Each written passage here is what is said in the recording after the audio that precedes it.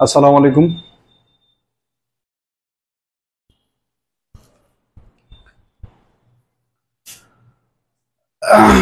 আশা করা যায় শুনতে পাচ্ছি আমরা সবাই। দ্রুত জয়েন করে ফেলবো। অফিসিয়ালি আমাদের আজকে ক্লাস শুরু হয়ে গেল। কেমন, কে কেমন আছেন একটু বলেন, এবং ঠিকঠাক শুনতে পাওয়া যাচ্ছে কিনা, ক্লিয়ার সবকিছু ঠিকঠাক আছে কিনা, ভয়েস, স্ক্রিন এবং everything is clear or not, সবকিছুই ঠিকঠাক আছে কিনা একটু বলতে হবে। দ্রুত দ্রুত জয়েন করে ফেলতে হবে। ফ্রি হ্যান্ড রাইটিং এবং ট্রান্সলেশনের জন্য একটা খাতা তৈরি করতে বলছিলাম। কারা কারা আছে?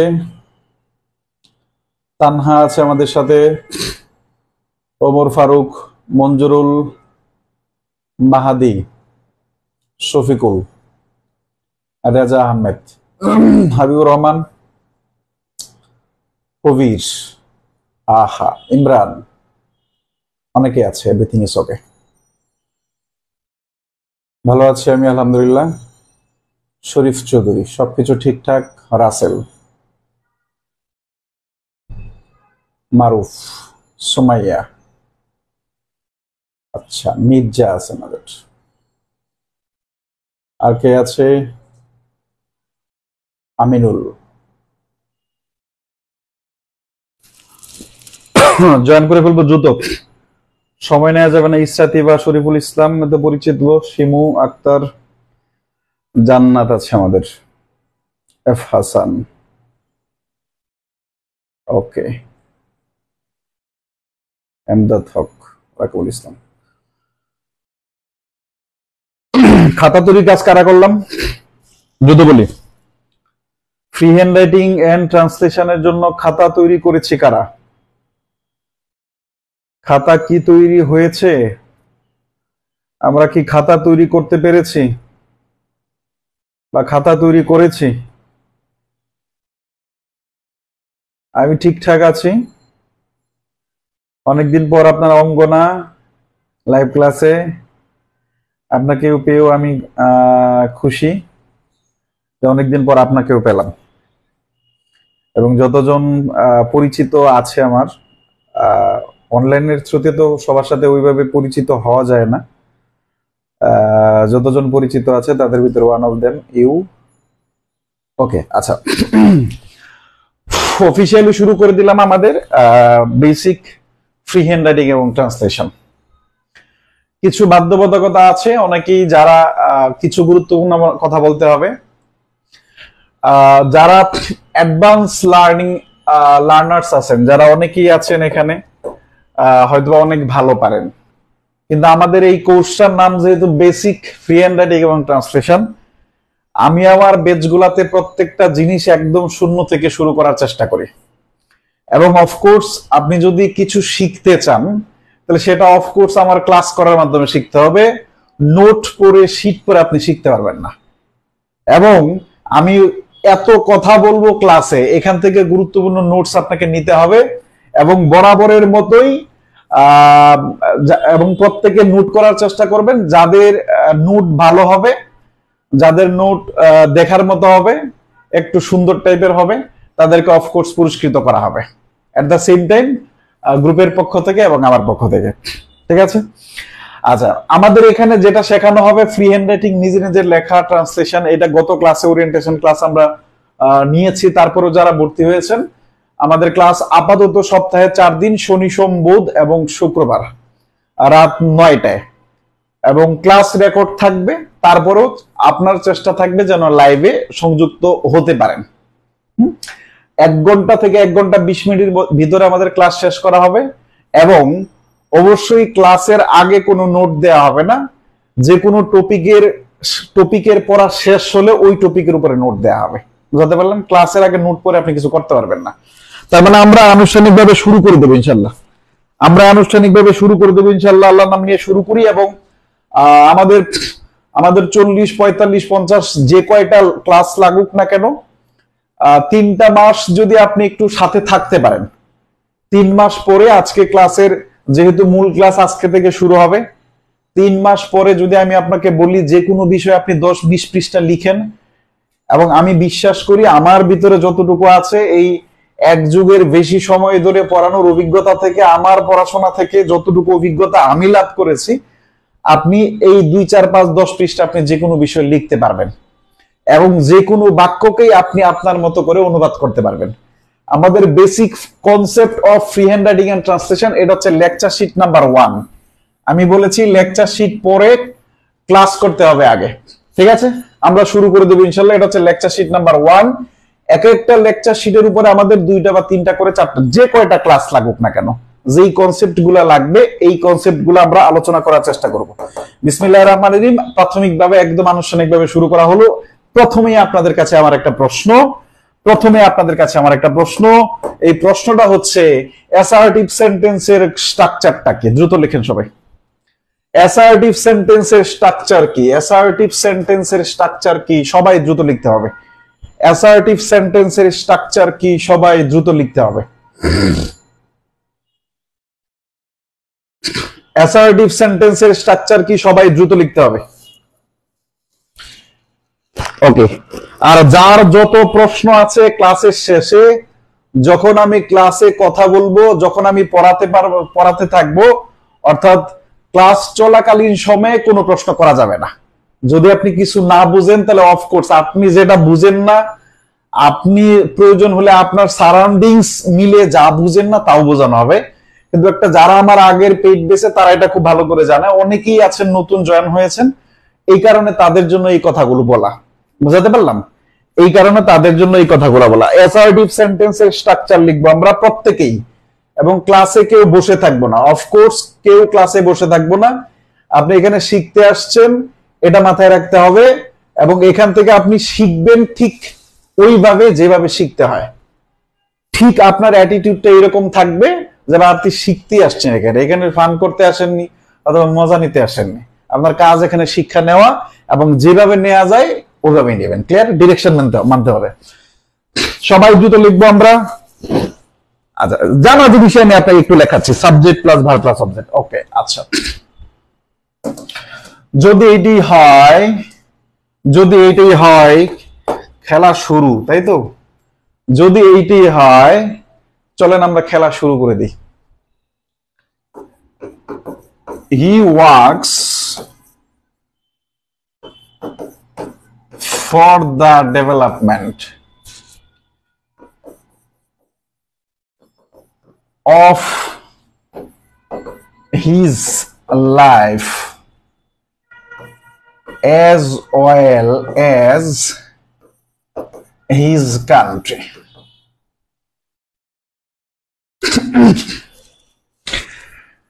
আপনাকে বলেছি আমি অ্যাসার্টিভ সেন্টেন্সের স্ট্রাকচার লিখতে, এবং আপনি লিখেছেন subject plus verb plus object. Subject plus verb plus object, এটা লিখেছেন আপনি আমাদের অ্যাসার্টিভ সেন্টেন্স স্ট্রাকচার। আমি একটা এক্সাম্পল লিখেছি, আমি অ্যাজ ইউজুয়াল একটা এক্সাম্পল। হি ওয়ার্কস, সে পরিশ্রম করে, for the development of his life, তার জীবনের উন্নয়নের জন্য, as well as his country, তার দেশের উন্নয়নের জন্য। এবার প্রশ্ন করেন, এইখানে সাবজেক্ট হচ্ছে আমাদের, কে বলেন তো? হিটা হচ্ছে আমাদের সাবজেক্ট, ওয়ার্কসটা হচ্ছে আমাদের ভার্ব। এখন এই অংশটুকুর নাম কি? অবজেক্ট না। প্রশ্ন করে হি, সে কি করে বলেন তো, বা সে কেন করে, সে কি করে, আপনি এখানে অবজেক্ট আর খুঁজে পাচ্ছেন না। ভার্বের পরে এখানে আর অবজেক্ট নাই। হি ওয়ার্ক, সে কাজ করে। এখানে কেনর উত্তর পেয়ে গেছি আমরা, হোয়াই। কেনর উত্তর পেয়ে গেছি আমরা, হোয়াটের উত্তর পাই না। আমরা অবজেক্ট পাইতে হলে আমাকে অফকোর্স হোয়াটের উত্তর পাইতে হবে অথবা হুমের উত্তর পাইতে হবে। আমরা এখানে হোয়াটের উত্তর পাইনি, হুমের উত্তর পাইনি। আমি পেয়েছি হি ওয়ার্কস, সে পরিশ্রম করে। আমি সেন্টেন্সটাকে বড় করিনি, খুব ছোট্ট পরিসরে আলোচনা করেছি। হি ওয়ার্কস, সে পরিশ্রম করে, for the development of his life, তার জীবনের উন্নতির জন্য, as well as his country, এবং তার দেশের উন্নয়নের জন্য। আমি তো এই টোটাল অংশটুকুর নাম হচ্ছে অ্যাডভার্বিয়াল ফ্রেজ। এই টোটাল অংশটুকুর নাম কি বলেন তো? Adverbial phrase. আমরা স্টেপ বাই স্টেপ সব আলোচনা করব। আমি আই ক্যান গ্যারান্টি ইউ আপনি এইরকম সাজানো গোছানো কোর্স আপনি করেননি বলতে বাংলাদেশে অনলাইনে কেউ করায় না। This is the first step. 2 number হচ্ছে আপনি এইভাবে কোনোদিন সাজিয়ে পড়েননি, গুছিয়ে কোনোদিন পড়েননি। আমি একদম শূন্য থেকেই শুরু করবো এবং আপনার কনসেপ্ট গুলা বিল্ড আপ করে পড়ানোর চেষ্টা করা হবে যেন আপনি দাঁড়ায় আবার আমার মতো করে কথা বলতে পারেন। ক্লিয়ার? তার মানে আমরা এই যে জানলাম subject plus verb plus object assertive সেন্টেন্সের স্ট্রাকচার, এটা দিয়ে যদি আমরা করি তাহলে আমরা কি কিছু লিখতে পারবো না? সাবজেক্ট হি ওয়ার্ক, সে কাজ করে, এটা লিখতে গেলে তো আমাদের 10 বার ভাবতে হবে। তা আমি অবজেক্ট তো না, এখানে লিখবো কি করে? তার মানে first concept is wrong. Subject plus verb plus object plus, এটা অ্যাসার্টিভ সেন্টেন্সের স্ট্রাকচার নয়। Subject plus verb plus dot dot extension হলে সেখানে অবজেক্টও হতে পারে, সেখানে মানে কমপ্লিমেন্টও হতে পারে, সেখানে অ্যাডভার্বিয়াল ফ্রেজ হতে পারে, সেখানে প্রিপোজিশনাল ফ্রেজ হতে পারে, হোয়াট এভার ইট ইজ, যা মন চাই তা থাকতে পারে। ভার্বের পরে যা থাকবে এটার নামই হচ্ছে এক্সটেনশন। ভার্বের পরেই যা থাকবে ওটার নাম হচ্ছে এক্সটেনশন। সুতরাং subject plus verb plus object এটা যদি হয় তাহলে আপনাকে স্বীকার করতে হবে এটা একটা অ্যাসার্টিভ সেন্টেন্স। আমাদের হি ওয়ার্কস, সে পরিশ্রম করে for the development of his life, তার জীবনের জন্য, as well as his country, তার দেশের জন্য, এটা একটা অ্যাসার্টিভ সেন্টেন্স, এতে কোনো সন্দেহ নেই। কিন্তু আমাদের এখানে অবজেক্ট না থাকার পরেও এটা আমাদের কি অ্যাসার্টিভ সেন্টেন্স। তার মানে ফার্স্ট একটা কনসেপ্ট পাইলাম যে subject plus verb plus object এটা অ্যাসার্টিভ সেন্টেন্সের স্ট্রাকচার নয়। Subject plus verb plus extension বলতে ভার্বের পরে যা মন চাই তা থাকবে, ক্লজ থাকতে পারে, ফ্রেজ থাকতে পারে, হোয়াট এভার ইট ইজ, যেটাই থাকুক না কেন, ওটা আমার হেডেক না। আমার হেডেক হচ্ছে সাবজেক্ট প্লাস ভার্ব ব্যবহার করতে হবে, এরপরে আমরা যা খুশি তাই ব্যবহার করতে পারবো। কি ব্যবহার করবো ওটা আমরা পরবর্তী ক্লাসে আমরা ফ্রিকোয়েন্ট আলোচনা করবো এবং সিরিয়াল আলোচনা করবে। ফার্স্ট কনসেপ্ট ইজ ক্লিয়ার কিনা? Yes or not? সবাই বলেন first concept is clear or not? বলেন first concept is clear or not? বলেন first concept is clear or not? সবাই first concept is clear or not? সবাই concept clear করতে হবে। First concept is clear or not?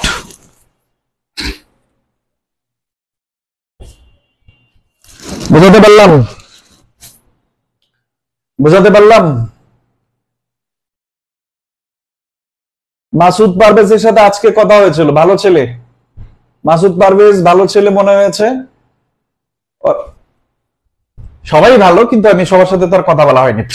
2 number পরীক্ষা আপনাদের ওই যে বলে না টেস্ট করা, টেস্ট চলতেছে আপনাদের, টেস্ট। বুঝাতে পারলাম? এটা টেস্ট চলে। আচ্ছা 2 নাম্বার এক্সাম্পল করবেন। 2 নাম্বার এক্সাম্পল করবেন, হি ইটস রাইস। বলবেন স্যার এগুলা কি পড়াচ্ছেন? হি ইটস রাইস, ঠিক আছে? এই সেন্টেন্সটা নেগেটিভ করে দিলাম। হি does not eat rice, negative করে দিলাম। আপনার কাজ হচ্ছে এটা ইন্টারগেটিভ করেন। আপনার কাজ হচ্ছে আপনি এটা ইন্টারগেটিভ করেন। He does not eat rice, সে ভাত খায় না। আপনার কাজ হচ্ছে এটা ইন্টারগেটিভ করা, দ্রুত করেন। এটাকে না, এটাকে সেকেন্ড যে সেন্টেন্সটা এটাকে বলছি আমরা কিন্তু মূল আলোচনা যাইনি, টেস্ট চলতে, টেস্ট আমাদের এখন পর্যন্ত টেস্ট চলবে, test. He does not eat rice, এটাকে ইন্টারগেটিভ করেন দ্রুত। হি does not eat rice, interrogative করেন দ্রুত।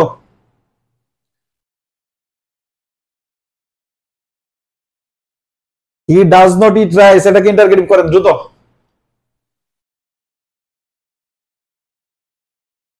আমি প্রথম সেন্টেন্স করতেছেন কেন? কথা বোঝা যায় না? আপনাদের তো বাংলায় কথা বলতেছি, আমি ইংলিশে একটা ওয়ার্ডও তো বলছি না। এটা না সেকেন্ড সেন্টেন্স ভাই। হি ডাজ নট ইট রাইস, অনেকে এটা করছেন ইন্টারগেটিভ, এটাকে করতে বলিনি আমি।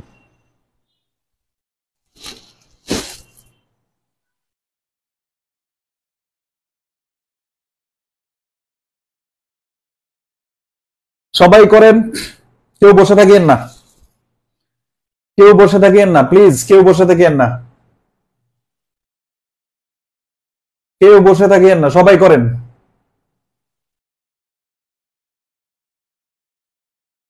এই তন্ময়, আসিফ, পাঁচতলাতে ফালাই দিমু। আসিফ কি খবর? ম্যাক্সিমামের ভুল দেখেন, এদিক তাকান। কি লিখছেন? Does not he eat rice, এটা ভুল।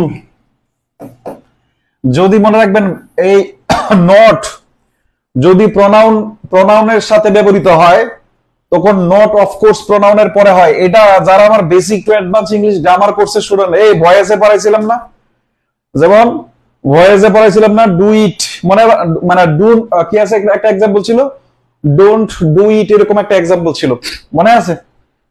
আমাদের ওই নিয়ম কি চেঞ্জ হয়ে গেছে? না, আমাদের এই মূল অ্যাপ্রোপ্রিয়েট বা যদি আপনার স্ট্যান্ডার্ড বলেন, স্ট্যান্ডার্ড না, গ্রামাটিক্যালি কারেক্ট হচ্ছে এটা। Does he not eat rice, এটা হচ্ছে সঠিক। তবে যদি কেউ সংক্ষিপ্ত ব্যবহার করেন, DOESNT, doesn't he eat rice, এটা কম প্রচলিত, এটা বেশি প্রচলিত না, এটা স্ট্যান্ডার্ড না। আপনি আমার এখানে ভর্তি হয়েছেন স্ট্যান্ডার্ড রাইটিং, এখন বলবেন রেফারেন্স দেন। এটা রেফারেন্স হচ্ছে অ্যাপেসেজ টু দ্য ইংলিশ গ্রামার বই, SM জাকির হুসাইন স্যারের বই, ঠিক আছে? আপনার ওটা পড়ার দরকার না, আপনি এটা পড়েন, আমারটা পড়েন, তাহলে হবে। তার মানে আমাদের কনসেপ্টটা আমরা দেখলাম যে আমরা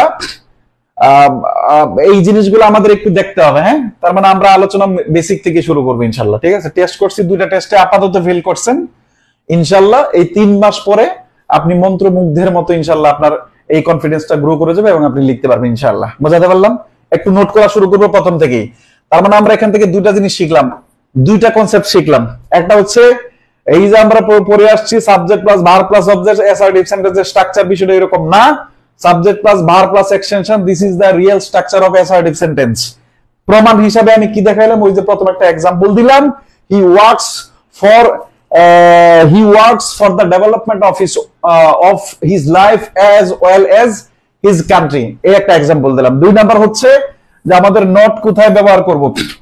প্রোনাউনের পরে নট ব্যবহৃত হয় এবং নাউনের আগে নট ব্যবহৃত হয়। বুঝাতে পারলাম? যদি কোশ্চেনটা এরকম থাকতো, যেমন রহিম ইট রাইস, রহিম ইটস রাইস, এটাকে নেগেটিভ করলাম আমি, রহিম does not eat rice.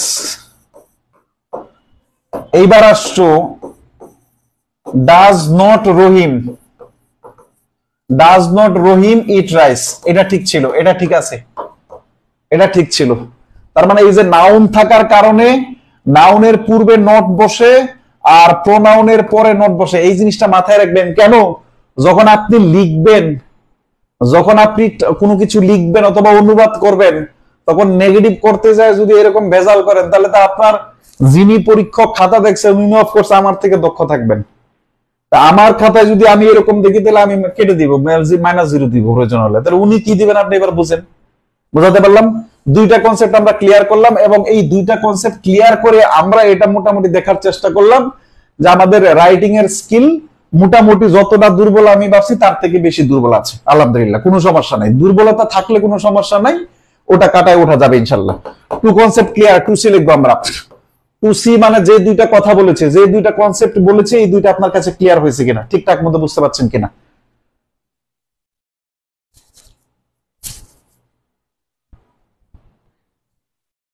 Concept clear? 2C দ্রুত বুঝতে পারছি কিনা আমরা?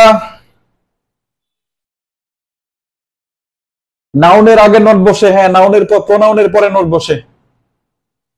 ওকে, এইবার প্রথম কাজ আমরা শুরু করে দিই। 1 নাম্বার লেকচার শিট এখনো পূর্ণাঙ্গ সাজানো হয়নি, কিন্তু আমি বলছি লেকচার শিট এগুলো এখন কেউ প্রিন্ট করবেন না, কোনো কিছু করবেন না, ক্লাস নোট করবেন।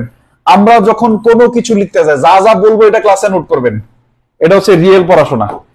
আমরা যখন কোনো কিছু লিখতে যাই অথবা কোনো ট্রান্সলেশন করতে যাই, আমরা যখন কোনো কিছু লিখতে যাব অথবা কোনো কিছু ট্রান্সলেশন করতে যাব, ওটার জন্য একটা মৌলিক স্ট্রাকচার আছে। তার মানে ফ্রি হ্যান্ড রাইটিং এবং ট্রান্সলেশনের জন্য মৌলিক স্ট্রাকচার হচ্ছে subject plus verb plus object, এটা। তার মানে প্রথম পয়েন্টটা কি আসবে বলেন তো? প্রথম পয়েন্টটা আসবে ফ্রি হ্যান্ড রাইটিং এবং ট্রান্সলেশনের মৌলিক স্ট্রাকচার হচ্ছে subject plus verb plus object না, এখানে এক্সটেনশন দেবেন, extension, subject plus verb plus extension, এটা হচ্ছে, বা অবজেক্টও দিতে পারেন, টেনশন নেই। এটা তো অ্যাসার্টিভ সেন্টেন্স পড়াচ্ছি না আমি, এক্সটেনশন দিয়ে না, অবজেক্টই দেন না। অ্যাসার্টিভ সেন্টেন্স যখন পড়াবো তখন এটা নিয়ে কথা বলবো। প্রথম পয়েন্ট, 1 নাম্বার পয়েন্ট হচ্ছে subject plus verb plus object. Free hand writing এবং ট্রান্সলেশন লিখার, ফ্রি হ্যান্ড রাইটিং লিখার জন্য এবং ট্রান্সলেশন করার জন্য মৌলিক স্ট্রাকচার হচ্ছে subject plus verb plus object. এইবার সেকেন্ড প্রশ্ন আসবে আমাদের যে সাবজেক্ট হিসাবে আমরা কি বসতে পারি, ভার্ব কোনটা ইউজ করতে পারি, অবজেক্ট কি কি ইউজ করতে পারি। প্রথমটা এইটুকু নিয়ে আমরা আলোচনা করব। প্রথমে এইটুকু নিয়ে আমরা আলোচনা করব সাবজেক্ট কি। ভার্বের কাজ যে করতে পারে, সে ব্যক্তি হোক বস্তু হোক, সাবজেক্ট হইতে হইলে ব্যক্তি হইতে হবে, এটা একটা ভুল কনসেপ্ট। সাবজেক্ট হইতে হলে ব্যক্তি হইতে হয়, এটা একটা ভুল কনসেপ্ট। ভার্বের কাজ যে করে বা যারা করে সেই সাবজেক্ট। ভার্বের কাজ যে করে বা যারা করে সেই সাবজেক্ট। এবং সাধারণত ভার্বকে কে বা কারা দ্বারা প্রশ্ন করলে উত্তর পাওয়া যায়। ভার্বকে কে বা কারা দ্বারা প্রশ্ন করে আমাদের ওই সেন্টেন্সের সাবজেক্ট পাওয়া যায়। এবং সাধারণত যদি কমপ্লিমেন্ট ব্যবহার করা হয় সেক্ষেত্রে কি বা কোনটি এটা ব্যবহার করেও সাবজেক্ট পাওয়া যায়। কি বা কোনটি ব্যবহার করেও সাবজেক্ট পাওয়া যায়। তার মানে আমাদের মূল কাজ হচ্ছে সাবজেক্টটা চেনা, 1 নাম্বার কাজ। সাবজেক্ট আমরা কি করে চিনতে পারি, আমরা ভার্বকে কি অথবা মানে কে অথবা কারা দ্বারা প্রশ্ন করব, তার মানে ইজিলি সাবজেক্ট পেয়ে যাব। যেমন যদি আমরা বলি যে শেখ মুজিবুর রহমান ছিলেন বাংলাদেশের স্বাধীন বাংলাদেশের প্রথম প্রধানমন্ত্রী, তাহলে কে ছিলেন ভাই বলেন তো? শেখ মুজিবুর রহমান ছিলেন। Sheikh Mujibur Rahman was the first prime minister of the independent Bangladesh. তার মানে বাংলাদেশের প্রথম প্রধানমন্ত্রী বা প্রথম প্রেসিডেন্ট, নট প্রাইম মিনিস্টার, প্রথম প্রেসিডেন্ট কে ছিলেন বলেন তো? শেখ মুজিবুর রহমান ছিলেন। কে তার উত্তর পাইলাম। এখন আমি যদি বললাম যেমন life is a journey with pain and problems, জীবন হচ্ছে একটা ব্যথা এবং সমস্যাপূর্ণ মানে কি বলেন তো ভ্রমণ। এখন জীবন কি বলেন তো? জীবনটা কি মানে কোনটা সমস্যা, এবার প্রশ্ন করেন কোনটা সমস্যাপূর্ণ জার্নি বলেন তো? জীবন। এই যে লিঙ্কিং ভার্ব যখন ব্যবহার করি তখন আমরা কোনটা ব্যবহার করে সাবজেক্ট পাই। আবার কি অথবা কাকে ব্যবহার করে প্যাসিভ ভয়েসের সাবজেক্ট পাওয়া যায়। মূল ঘটনাগুলো আমি পরে সাজায় দিব, আগে শুনেন। কে অথবা কারা দিয়ে প্রশ্ন করলে অ্যাক্টিভ ভয়েসের সাবজেক্ট পাওয়া যায়। যেমন শেখ মুজিবুর রহমানকে বাংলাদেশের জাতির পিতা বলা হয়, কাকে বলা হয়? শেখ মুজিবুর রহমানকে বলা হয়। এই কারণে Sheikh Mujibur Rahman passive voice subject. Nazrul ইসলামকে বাংলাদেশের লর্ড বাইরন হিসেবে আখ্যায়িত করা হয়। কাকে লর্ড বাইরন হিসেবে আখ্যায়িত করা হয়? নজরুল ইসলামকে কি বলেন তো আখ্যায়িত করা হয় লর্ড বাইরন হিসাবে। তার মানে আমরা কি অথবা কাকে দ্বারা প্রশ্ন করলে প্যাসিভ ভয়েসের সাবজেক্ট পেয়ে যাই, কে অথবা কারা দ্বারা প্রশ্ন করলে অ্যাক্টিভ ভয়েসের সাবজেক্ট পেয়ে যাই, এবং কি অথবা কোনটি দ্বারা যখন আমরা প্রশ্ন করি তখন লিঙ্কিং ভার্ব ব্যবহার করলে সাধারণত কমপ্লিমেন্ট যুক্ত সেন্টেন্সের সাবজেক্ট খুঁজে পেতে আমাদের সাহায্য করে। এগুলা সব প্রতীকী অর্থে ব্যবহার করা, এটা একটাও ঠিকঠাক মতো না, কিন্তু আপনার মূল থিওরি হচ্ছে ভার্বের কাজটা যে করে সেটাই সাবজেক্ট। এখন প্রশ্ন হচ্ছে আমরা যখন কোনো কিছু লিখতে যাই তখন আমরা সাবজেক্ট হিসেবে কি ব্যবহার করি? সাবজেক্ট হিসেবে সাধারণত আমাদের টোটাল 6টা জিনিস ব্যবহৃত হয়। কয়টা জিনিস ব্যবহৃত হয়? টোটাল 6টা জিনিস ব্যবহৃত হয়। এই জন্য আমরা প্রথমে একটু লিখবো। 1 নাম্বার লিখেন। কি কি পয়েন্ট লিখছেন বলেন তো? মৌলিক স্ট্রাকচার হচ্ছে কি বলেন তো? মৌলিক স্ট্রাকচার হচ্ছে ফ্রি হ্যান্ড রাইটিং এবং ট্রান্সলেশনের মৌলিক স্ট্রাকচার হচ্ছে subject plus verb plus object. এরপরে 1 নাম্বার লিখবেন অ্যাক্টিভ কে বা মানে কে বা কারা, কে বা কারা দ্বারা প্রশ্ন করলে, কে বা কারা দিয়ে ভার্বকে প্রশ্ন করলে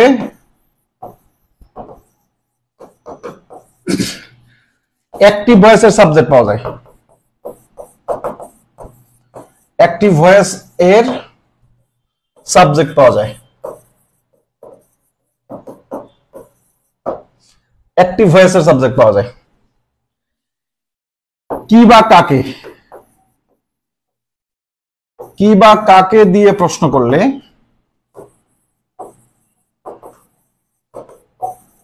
প্যাসিভ ভয়েসের সাবজেক্ট পাওয়া যায়?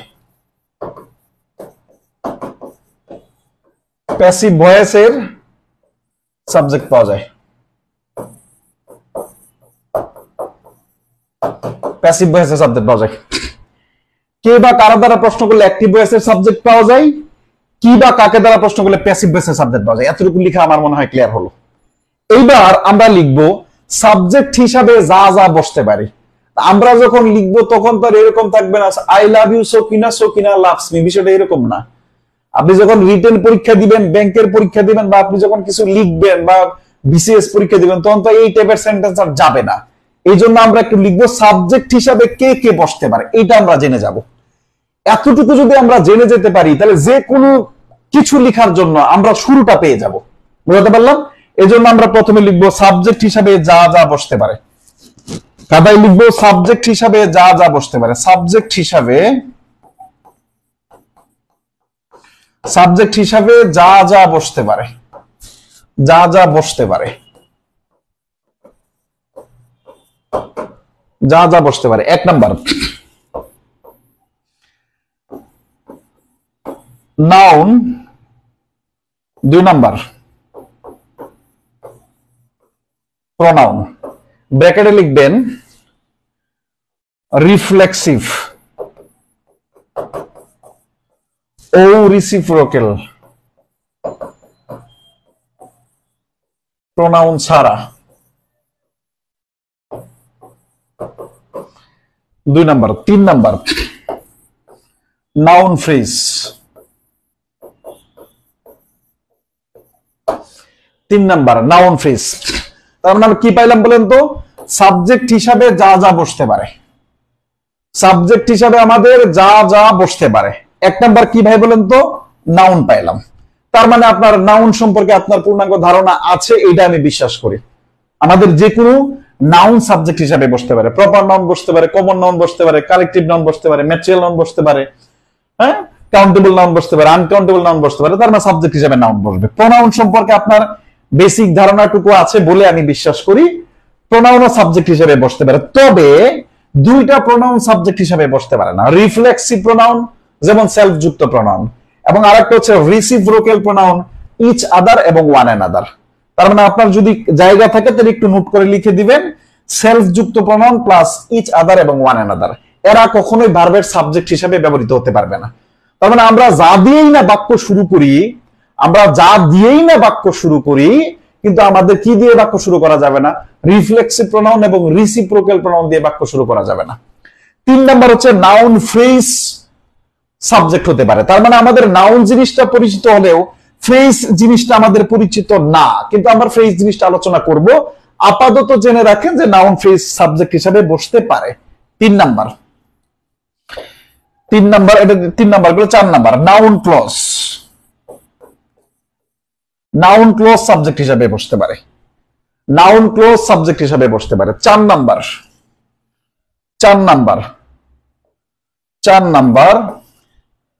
Gerund oblique gerund phrase.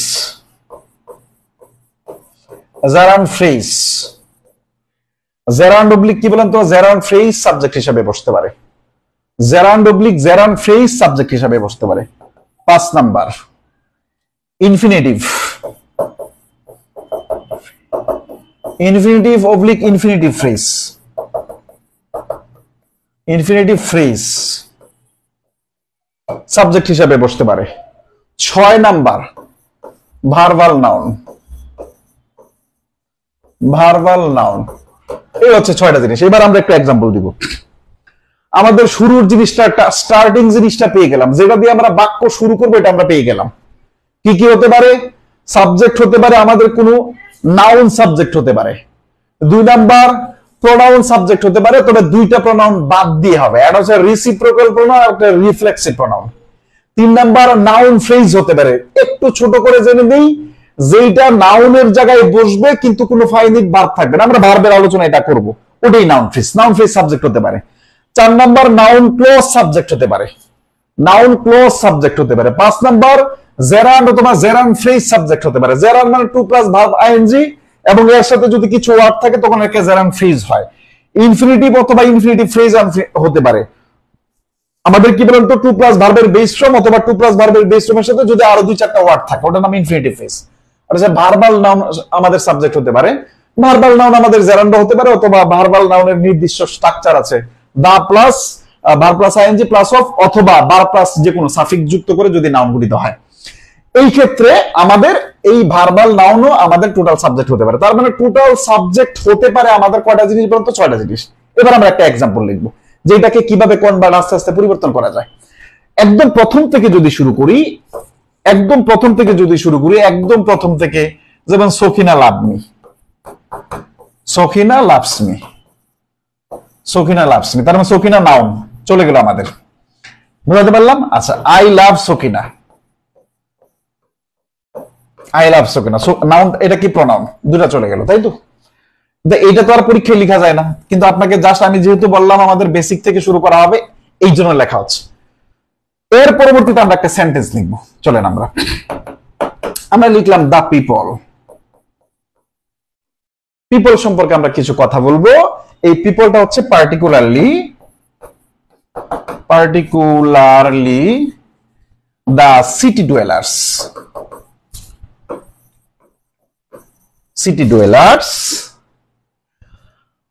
living in slum areas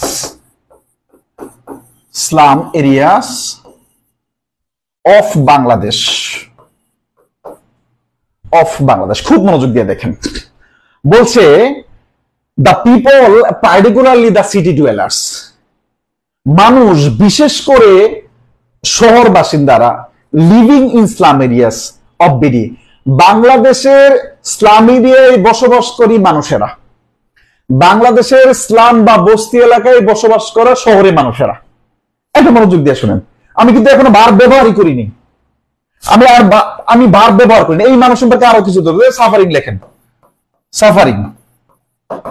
suffering from many disease,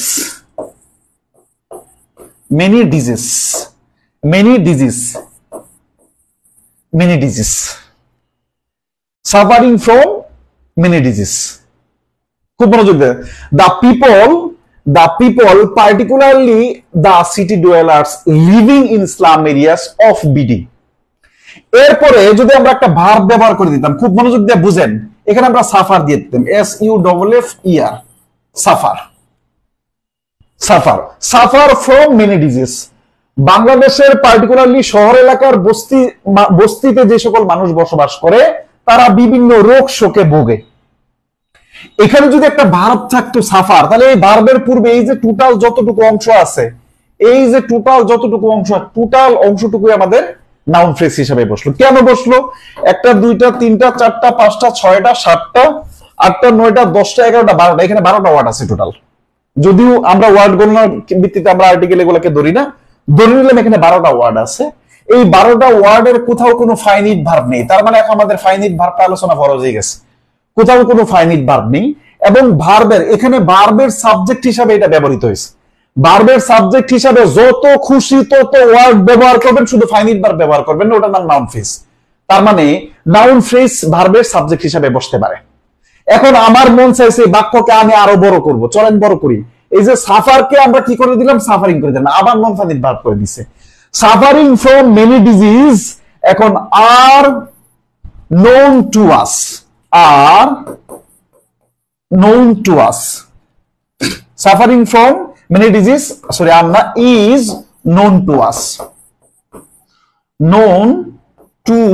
আমাদের কাছে। খুব মনোযোগ দিয়ে দেখেন, এই যে টোটাল সেন্টেন্সটা আছে তাই না, এর পূর্বে একটা that ব্যবহার করে দেন। এই যে that the people particularly the city dwellers living in slum areas of BD suffering from many disease is known to us।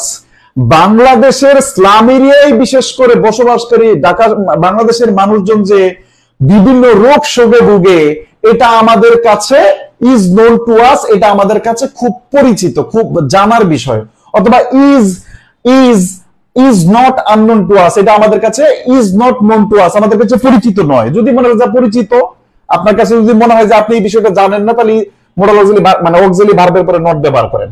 তাহলে is not known to us অথবা is not unknown to us, এরকম কিছু আমরা লিখবো। আমরা ওইখানে যাচ্ছে না, রিডান্ডেন্সি চলে যাবে আমাদের, ওটা বুঝবো না। আমার প্রশ্ন হচ্ছে এই পর্যন্ত ভার্বটাকে দিয়ে আমরা টোটাল সেন্টেন্সটাকে আমরা এই যে দেখেন ইজ এর পূর্ব পর্যন্ত এই টোটাল সেন্টেন্সটাকে হচ্ছে আমরা একটা সাবজেক্ট ধরলাম, বুঝাতে পারলাম? টোটাল সেন্টেন্সটাকে আমরা সাবজেক্ট ধরে আমরা এর পূর্বে শুধু একটা দ্যাট ব্যবহার করে দিলাম। এর পূর্বে কি একটা ব্যবহার করে দিলাম? তো দ্যাট ব্যবহার করে দিলাম। এখন মূল সাবজেক্ট কোনটা বলেন তো? এটা দ্যাট ইজ নট বা দ্যাট ইজ নোন টু আস, যেটা আমাদের কাছে পরিচিত। দ্যাট ইজ নোন টু আস, যেটা আমাদের কাছে পরিচিত। তার মানে আমাদের একটা ক্লজও সাবজেক্ট হিসেবে বসতে পারে, একটা ক্লজও সাবজেক্ট হিসেবে বসতে পারে, একটা ফ্রেজও সাবজেক্ট হিসেবে বসতে পারে, একটা ক্লজও সাবজেক্ট হিসেবে বসতে পারে, একটা ফ্রেজও সাবজেক্ট হিসেবে বসতে পারে। বুঝাতে পারলাম? একটা ক্লজও সাবজেক্ট হিসেবে বসতে পারে, একটা ফ্রেজও সাবজেক্ট হিসেবে বসতে পারে। যদি এখানে দ্যাট ব্যবহার করে দেন, যদি আমাদের এখানে দ্যাট ব্যবহার করে দেন, তখন এখানে সাফারিং করা যাবে না। এটা আমরা ক্লোজ অফ দ্য আলোচনা করবো ইনশাল্লাহ। আমরা এই এক্সাম্পলের মাধ্যমে এতটুকু শেখানোর চেষ্টা করছি যে আমাদের এত বড় বড় জিনিস সাবজেক্ট হতে পারে এবং এই টোটাল জিনিসটাকে আমাদের অবজেক্ট হতে পারে, মানে ফ্রেজটাও সাবজেক্ট হতে পারে এবং ক্লজটাও সাবজেক্ট হতে পারে। আর বাকি যতটুকু আছে আমাদের কি বলেন তো? বাকি যেটা আছে আমাদের জেরান্ড অথবা জেরান্ড ফ্রেজ সাবজেক্ট হতে পারে এবং ইনফিনিট অথবা ইনফিনিটিভ ফ্রেজ সাবজেক্ট হতে পারে। এখন এই স্ট্রাকচারে বিগত বছরগুলোতে কেমন প্রশ্ন হয়েছে চলেন আমরা একটু দেখি, চলেন আমরা একটু দেখার চেষ্টা করি।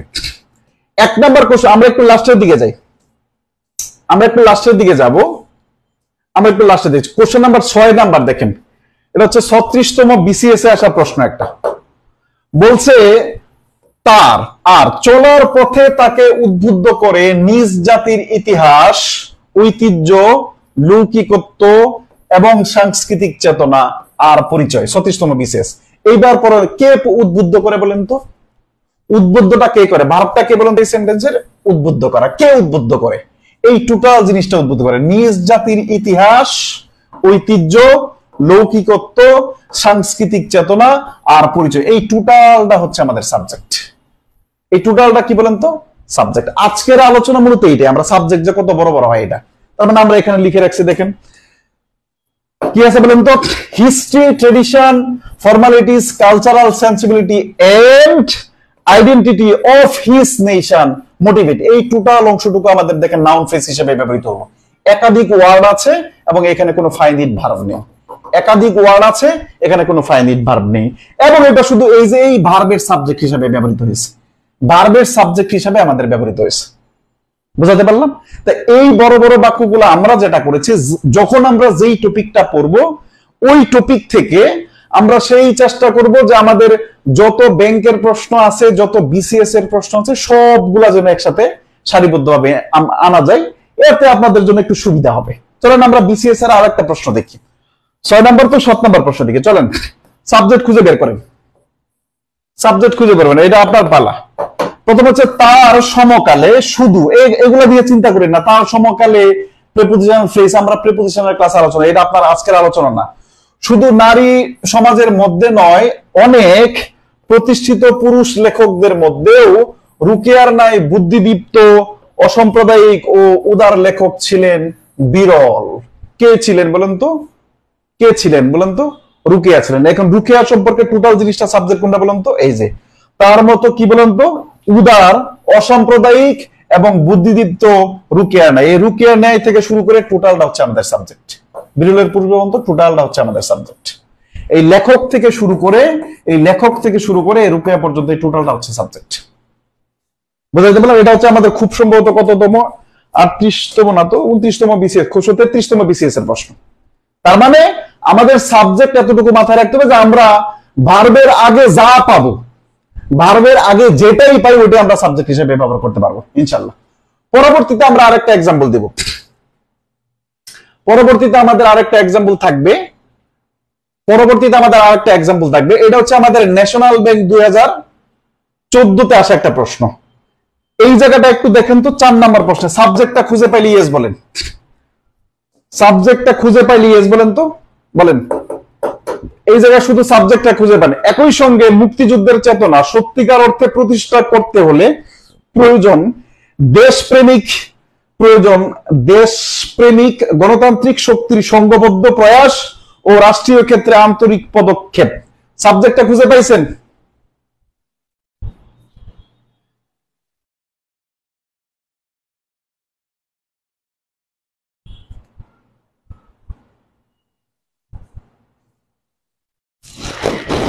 সাবজেক্ট খুঁজে পাইছেন? দিতে বলেন।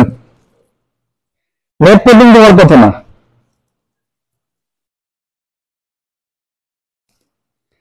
সাবজেক্ট খুঁজে পাইছেন কিনা, ইয়েস অর নট?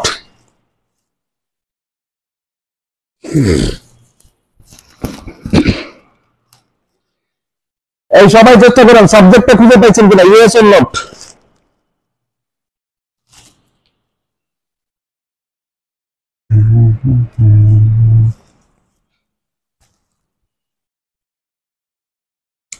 পাইছেন? ইয়েস।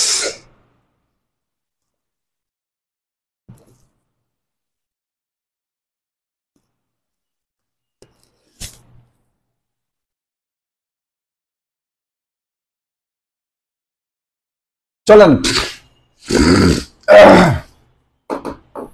এদিক তাকান।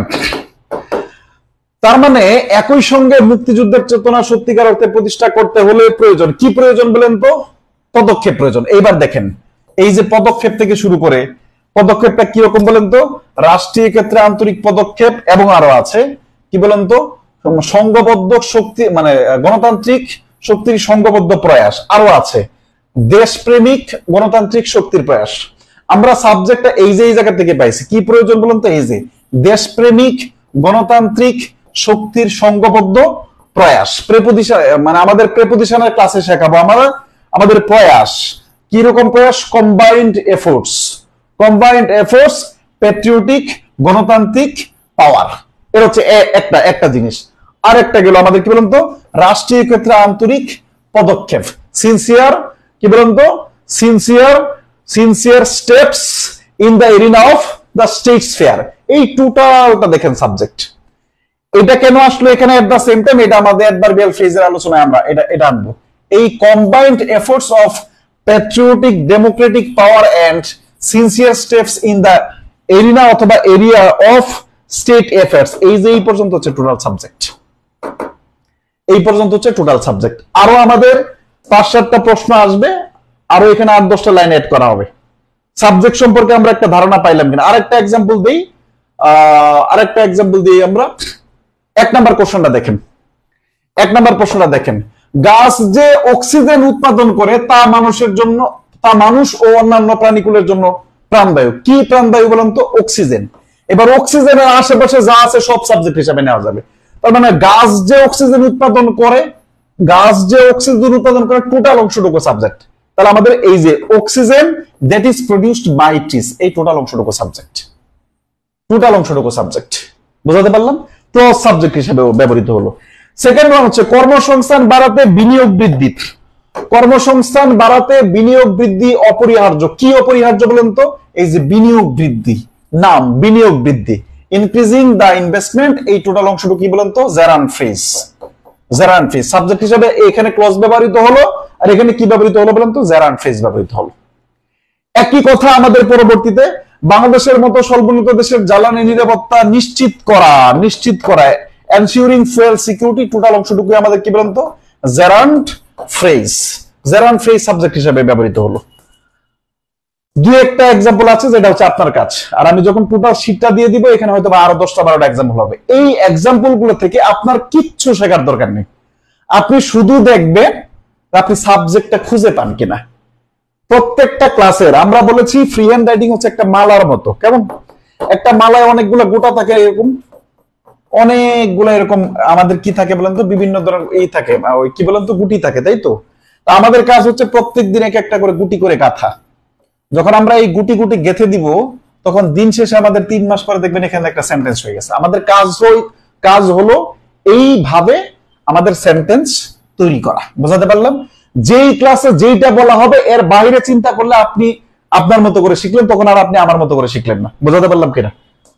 সাবজেক্ট সম্পর্কে আমরা একটা কিছুটা ধারণা পাইলাম কিনা বলেন? আমরা যখন প্র্যাকটিসে যাব তখন আমরা আরো বিস্তারিত ধারণা পাবো ইনশাল্লাহ। সাবজেক্ট সম্পর্কে আমরা কিছুটা ধারণা পাইলাম কিনা? সাবজেক্ট সম্পর্কে আমরা কিছুটা ধারণা পাইলাম কিনা? ফজলুল হক, বুঝি না ভাইয়া। কি বুঝেন না সেটা বলতে হবে, ক্লাসের শেষে বলেন যে ভাই এটা বুঝছি না। এখন তো বোঝার কিছু না, অ্যাটলিস্ট 2-3টা ক্লাস করেন, অ্যাটলিস্ট 2-3টা ক্লাস করেন। আমি এখনো একদম বেশি এখনো কোনো নিয়ম পড়াচ্ছি না, কিছুই পড়াচ্ছি না, শুধু বেসিক আলোচনা করছি। এখন শুধু বেসিক আলোচনা করছি আমি এখন। সাবজেক্ট সম্পর্কে কিছুটা ধারণা পেলাম কিনা? সাবজেক্ট সম্পর্কে কিছুটা ধারণা পেলাম?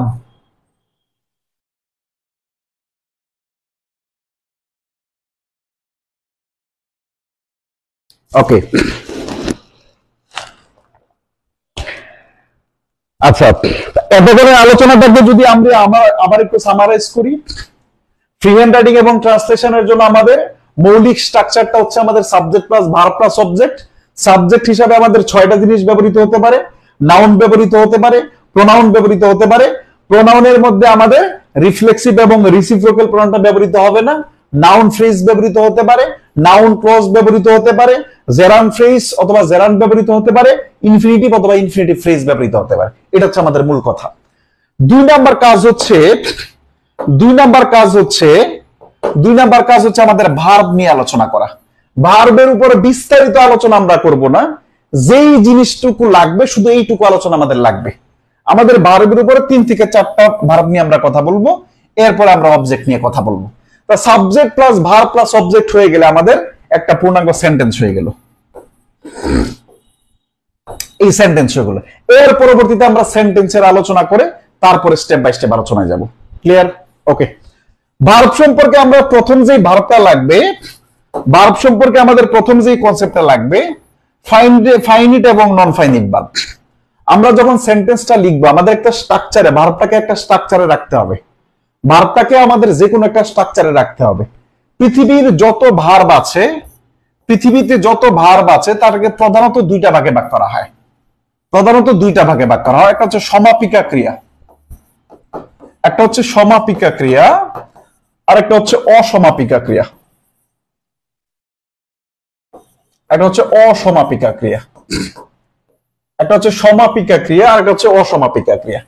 আমাদের সেন্টেন্স সঠিক হতে হলে আমাদের এই সমাপিকা ক্রিয়া থাকতে হবে। অসমাপিকা ক্রিয়া দ্বারা আমাদের সেন্টেন্স বড় হতে পারে কিন্তু সেন্টেন্স গঠন করা যাবে না। আমাদের সমাপিকা ক্রিয়ার ইংরেজি নাম হচ্ছে আমাদের ফাইনিট ভার্ব। সমাপিকা ক্রিয়ার ইংরেজি নাম কি ভাই বলেন তো? Finite verb. আর অসমাপিকা ক্রিয়ার ইংরেজি নাম হচ্ছে নন ফাইনিট ভার্ব। এখন নন ফাইনিট ভার্ব হচ্ছে খুব সীমিত 3টা জিনিস। একটা হচ্ছে আমাদের জেরান্ড, আর হচ্ছে পার্টিসিপল, আর হচ্ছে আমাদের ইনফিনিটিভ। একটা হচ্ছে জেরান্ড, আর হচ্ছে পার্টিসিপল, আর হচ্ছে কি বলেন তো? ইনফিনিটিভ। এই 3টা বাদে পৃথিবীতে যত ভার্ব আছে সবগুলো হচ্ছে আমাদের কি বলেন তো? Finite verb. এই কনসেপ্টটুকু আমাদের থাকতে হবে। তার মানে আমরা কোন সেন্টেন্স যখন লিখবো অথবা অনুবাদ করব, জেরান্ড, পার্টিসিপল এবং ইনফিনিটিভ এরা বাক্যে থাকতে পারে, একের অধিক থাকতে পারে। এটা ভার্বের উপর, সেন্টেন্সের উপর কোনো খুব বেশি প্রভাব ফেলে না। সেন্টেন্স সঠিক হওয়ার জন্য আমাদের ফাইনিট ভার্ব থাকতে হয়। এই ফাইনিট ভার্বের স্ট্রাকচার বা ফাইনিট ভার্ব আবার বিভিন্ন প্রকারের হয়ে থাকে। ফাইনিট ভার্বের বিভিন্ন প্রকারের ভিতরে আমরা 3-4টা ভার্ব পড়বো। একটা হচ্ছে ট্রানজিটিভ ভার্ব, আর একটা হচ্ছে ইনট্রানজিটিভ ভার্ব। আর principal verb, auxiliary verb, linking verb. এই 5টা ভার্ব মূলত আমাদের লাগবে এই ফ্রি হ্যান্ড রাইটিং এবং ট্রান্সলেশন লেখার জন্য। আর বাকি যে ভার্ব গুলো আছে এগুলো আমাদের প্রিলিমিনারির জন্য লাগে, বিভিন্ন প্রিলিমিনারি পরীক্ষায় আসে। 1 নাম্বার, তাহলে আমরা একটু ফাইনিট ভার্ব সম্পর্কে আমরা একটু কথা বলি। মূলত ফাইনিট ভার্ব হচ্ছে নাম্বার, পার্সন এবং টেন্স অনুসারে যে ভার্বটা পরিবর্তন হয়। নাম্বার, পার্সন এবং টেন্স অনুসারে যে ভার্বের ফর্ম পরিবর্তন হয়। যেমন আমরা এক্সাম্পল যদি একটা বলি, এরকম যেমন he goes to school, he goes to school to learn English, অথবা লেখেন টু লার্ন। খুব মনোযোগ দিয়ে দেখেন। এইবার আমরা আবার লিখছি হি গোস টু স্কুল।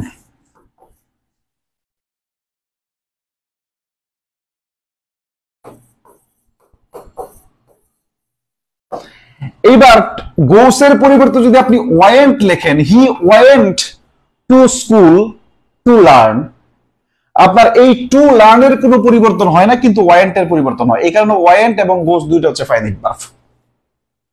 বুঝাতে পারলাম? একই কথা যদি আমাদের এখানে দে ব্যবহার করেন, তখন দে গোস না কি আসবে বলেন তো? দে গো হবে। তার মানে আমাদের দে গো যদি হয়, তাহলে টু লার্ন এটার কোনো পরিবর্তন আসবে না। They go to school to learn, এই টু লার্নের কোনো পরিবর্তন নাই। তার মানে আমাদের যেই সকল ভার্ব নাম্বার, পার্সন এবং টেন্স অনুসারে পরিবর্তন হয়, ওই সকল ভার্ব গুলাকে আমাদের ফাইনাইট ভার্ব বলা হয়। যাদের নাম্বার, পার্সন এবং টেন্স অনুসারে যে সকল ভার্ব পরিবর্তন হয় না, তাদেরকে আমাদের নন ফাইনাইট ভার্ব বলা হয়। নন ফাইনাইট ভার্ব বাক্যে একাধিক থাকতে পারে। সেন্টেন্স সঠিক হওয়ার জন্য আমাদের ফাইনাইট ভার্ব থাকতে হয়। সেন্টেন্স সঠিক হওয়ার জন্য আমাদের কি থাকতে হয়? ফাইনাইট ভার্ব থাকতে হয়। এবার যদি আমাদের এরকম এক্সাম্পল হয়, যেমন they have done the work। খুব মনোযোগ দিয়ে দেখেন। আবার he has done the work, এই দে পার্সনের কারণে, থার্ড পার্সন প্লুরালের কারণে আমাদের এখানে হ্যাভ ব্যবহার করলাম। আবার হি যখন পার্সনটা পরিবর্তন করে দিলাম, নাম্বারটা পরিবর্তন হয়ে গেল, প্লুরাল থেকে সিঙ্গুলার হয়ে গেল, তখন হ্যাজ হয়ে গেল। মূলত এই বাক্যে ভার্ব আছে আমাদের দুইটা, একটা হচ্ছে ফাইনাইট ভার্ব, এটা হচ্ছে নন ফাইনাইট ভার্ব। ফাইনাইট এবং নন ফাইনাইট ভার্ব মিলে আমাদের ফাইনাইট ভার্ব ফ্রেজ হয়। ফাইনাইট ভার্ব ফ্রেজ হয়। তার মানে আমরা যখন ভার্ব লিখবো, সেন্টেন্স লিখবো, সেন্টেন্সটাকে আমরা পাঁচটা স্ট্রাকচারে লিখতে পারবো। সেন্টেন্সের ভার্ব গুলাকে আমরা পাঁচটা স্ট্রাকচারে রাখবো। এক নাম্বার স্ট্রাকচার কি হতে পারে? ভার্বের প্রেজেন্ট ফর্ম, যেমন গো হতে পারে। ভার্বের পাস্ট ফর্ম, যেমন আমাদের ওয়েন্ট হতে পারে। এর পরবর্তীতে আমাদের অক্সিলারি প্লাস ভার্ব আইএনজি অথবা ইডি, আমাদের মৌলিক এই তিনটা স্ট্রাকচার ব্যবহৃত হয় লেখার জন্য। মৌলিক এই তিনটা স্ট্রাকচার লেখা হয়। ভার্বের প্রেজেন্ট ফর্ম ব্যবহৃত হয় অথবা পাস্ট ফর্ম ব্যবহৃত হয়। ফিউচার ফর্ম যদি ব্যবহৃত হয়, ওখানে প্রেজেন্ট ফর্ম থাকে, ওটা ভিন্ন কথা। আর অক্সিলারি ভার্বের পরে আমাদের ভার্ব প্লাস আইএনজি, যেমন এম গোয়িং, দুইটা মিলে আমাদের একটা ফাইনাইট ভার্ব ফ্রেজ। আবার হ্যাভ ডান, দুইটা মিলে আমাদের একটা ফাইনাইট ভার্ব ফ্রেজ। তার মানে আমাদের একটা ফাইনাইট ভার্ব লাগে সেন্টেন্স গঠন করার জন্য। এই টোটাল ফাইনাইট ভার্বের ভিতরে একটা ভার্ব হচ্ছে ট্রানজিটিভ ভার্ব। একটু খাতায় লিখবেন, ট্রানজিটিভ ভার্ব একটু খাতায় লিখবেন। এই জিনিসগুলো ছাড়া আপনি লিখতে পারবেন না, সামনে লিখতে পারবেন না। কিন্তু ট্রানজিটিভ ভার্বটা হচ্ছে এমন ভার্ব যেই ভার্বের অবজেক্ট থাকে। যেমন যদি আমরা বলি, যেমন হি রিডস বুক, সে বই পড়ে। এবার প্রশ্ন করেন আপনি, সে কি পড়ে? ভার্বকে হোয়াট দ্বারা প্রশ্ন করেন, সে কি পড়ে? সে বই পড়ে। অথবা হি লাভস হার, সে তাকে ভালোবাসে। সে কাকে ভালোবাসে? হুম দিয়ে প্রশ্ন করেন, আমাদের উত্তর পেয়ে যাবেন। তার মানে যে সকল ভার্বের অবজেক্ট থাকে, ওই সকল ভার্বকে ট্রানজিটিভ ভার্ব বলা হয়। আমরা যখন স্ট্রাকচারটা এরকম লিখবো, subject plus verb plus object যখন আনবো, তখন মাথায় রাখতে হবে ভার্বের পরে তখনই অবজেক্ট ব্যবহার করা যাবে যখন আমাদের এখানে ট্রানজিটিভ ভার্ব থাকে। যদি ভার্বটা ট্রানজিটিভ ভার্ব না হয়, তখন আমাদের এখানে অ্যাডভার্ব ব্যবহার করব, তারপরে অন্যান্য ফ্রেজ ব্যবহার করব। ওই যে আমরা লেখাটাকে বাড়াবো, বড় করব, এই কারণে হচ্ছে আমাদের এই ভার্বটা এখন পড়তে হচ্ছে। এই কারণে আমাদের এই ভার্বটুকু পড়তে হচ্ছে। একটা হচ্ছে আমাদের ট্রানজিটিভ ভার্বটা হচ্ছে যে ভার্বের অবজেক্ট থাকে, ওটাকে ট্রানজিটিভ ভার্ব বলা হয়। বাক্যের অবজেক্ট পাওয়া যায় হোয়াট দ্বারা অথবা মানে হুম দ্বারা প্রশ্ন করলে। হি রিডস বুকস, সে কি পড়ে, সে বই পড়ে। হি লাভস হার, সে তাকে পছন্দ করে, কাকে পছন্দ করে, তাকে পছন্দ করে। আমরা যখন বড় করব তখন আমরা অবশ্যই অবজেক্ট হিসাবে বড় করতে পারবো যদি ট্রানজিটিভ ভার্ব থাকে। যদি আমাদের ট্রানজিটিভ ভার্ব না থাকে সেক্ষেত্রে আমরা অবজেক্ট আর এখানে ব্যবহার করতে পারবো না। এই কারণে আমাদের এই ট্রানজিটিভ ভার্বটা লাগবে। Clear? 2 number intransitive verb. Intransitive verb যেই ভার্বের অবজেক্ট নাই, যে সকল ভার্বের অবজেক্ট নাই, মূলত ইনট্রানজিটিভ ভার্বের বাংলা হচ্ছে আমাদের অকর্মক ক্রিয়া, যার অবজেক্ট থাকে না। যে সকল ভার্বের অবজেক্ট থাকে না ওই সকল ভার্বকে আমাদের ইনট্রানজিটিভ ভার্ব বলা হয়। যদি আমরা বলি যেমন he went home, he went home, সে বাড়ি গিয়েছিল। হি ওয়েন্ট হোম, সে বাড়ি গিয়েছিল। এবার প্রশ্ন করেন সে কোথায় বাড়ি গিয়েছিল। যদি প্রশ্ন করেন সে কি গিয়েছিল, প্রশ্নের উত্তর পাওয়া যায় না। যদি প্রশ্ন করেন এখানে সে কাকে গিয়ে গেছিল, প্রশ্নের উত্তর পাওয়া যায় না। তার মানে আমাদের যখন ইনট্রানজিটিভ ভার্ব পাবো তখন আমাদের অ্যাডভার্ব ব্যবহার করতে হবে, অথবা কোনো কিছু না থাকতে পারে। মূল কথা হচ্ছে ভার্বের অবজেক্ট যদি না থাকে তাহলে আমাদের ওই ভার্বটাকে ইনট্রানজিটিভ ভার্ব বলা যাবে, এবং ইনট্রানজিটিভ ভার্বের পরে আমাদের অ্যাডভার্বিয়াল ব্যবহার করা যাবে। এবং আমরা কিছু স্ট্রাকচার লিখবো, subject plus verb plus adverbials. এখানে আমরা অবজেক্ট ব্যবহার না করে সেন্টেন্সটাকে বাড়াবো এই কারণে, যেহেতু আমরা পরবর্তী লেকচারগুলোতে আমাদের স্ট্রাকচার শিখবো, বাড়াবো, এই কারণে আমাদের এই ভার্বগুলো শেখা। ট্রানজিটিভ এবং ইনট্রানজিটিভটা ক্লিয়ার কিনা?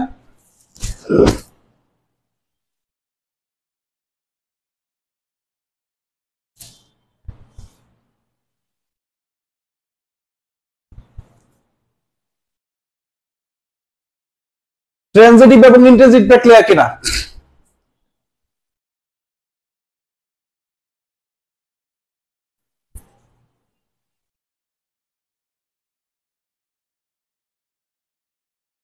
ট্রানজিটিভ এবং ইনট্রানজিটিভ ক্লিয়ার? ওকে, আচ্ছা। এর পরবর্তীতে হচ্ছে আমরা আরেকটা ভার্ব পড়বো, লিঙ্কিং ভার্ব। লিঙ্কিং ভার্ব এটা আমাদের লাগবে। যেমন এইখানে যতগুলা ভার্বের সাবজেক্ট খুঁজে পাইলাম, এইখানে যতগুলা সাবজেক্ট খুঁজে পাইছি, আমরা যতগুলা সাবজেক্ট খুঁজে বের করছি প্রত্যেকটা জায়গায় লিঙ্কিং ভার্ব আছে। লিঙ্কিং ভার্ব হচ্ছে, আমরা একটা এক্সাম্পল দিলে ভালো বুঝতে পারবো। একটা এক্সাম্পল দিই, যেমন হি ইজ অনেস্ট। খুব ভালো করে লক্ষ্য করেন তো, হি ইজ অনেস্ট। এখানে অনেস্ট এবং হি আলাদা কেউ নাকি একই ব্যক্তি বলেন তো? একই ব্যক্তি। মনে রাখতে হবে এই যে ভার্বের পরবর্তী অংশ এবং পূর্ববর্তী অংশ যদি একই হয়, যদি একই হয় তখন এই ভার্বটার নাম হচ্ছে লিঙ্কিং ভার্ব।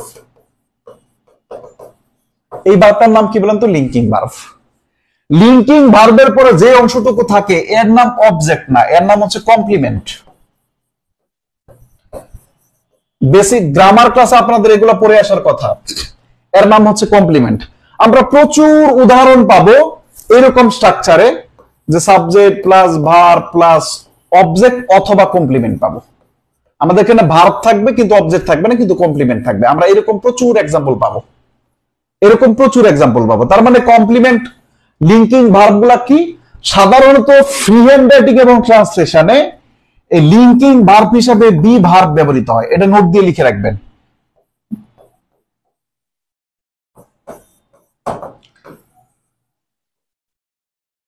বি ভার্ব ব্যবহৃত হয় লিঙ্কিং ফ্রি হ্যান্ড রাইটিং এবং ট্রান্সলেশনে। লিঙ্কিং ভার্ব হিসাবে আমাদের বি ভার্ব ব্যবহৃত হয়।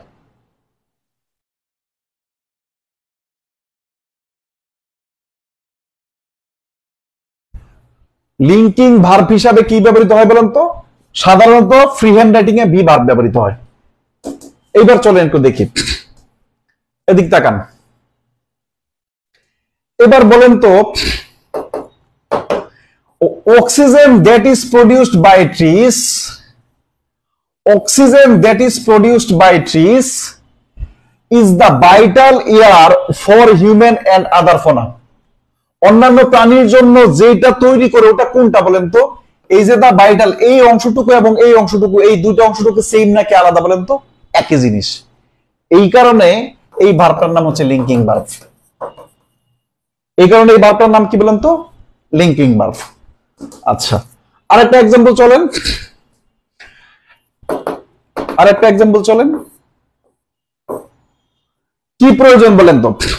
আমাদের আর required to establish the spirit of, are required to establish the spirit of liberation war truly, মুক্তিযুদ্ধের চেতনা সত্যিকার অর্থে বাস্তবায়ন করতে হলে কোনটা প্রয়োজন? বাস্তবায়ন কোনটা প্রয়োজন বলেন তো? এই এতটুকু অংশ প্রয়োজন, এই চেষ্টাটা প্রয়োজন। প্রয়োজনটা কোনটা বলেন তো? এই চেষ্টাটা।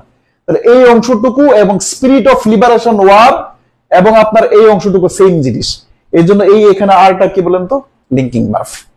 এরকম আমরা প্রচুর এক্সাম্পল পাবো লিঙ্কিং ভার্বের, যে লিঙ্কিং ভার্ব ব্যবহার করে আমরা ফ্রি হ্যান্ড রাইটিং এবং ট্রান্সলেশন লিখতে হবে আমাদের। ক্লিয়ার? ফ্রি হ্যান্ড রাইটিং এবং ট্রান্সলেশন লিখতে হবে। পরবর্তী আমরা জিনিস যাব অবজেক্ট। খাতায় লিখবো আমরা অবজেক্ট।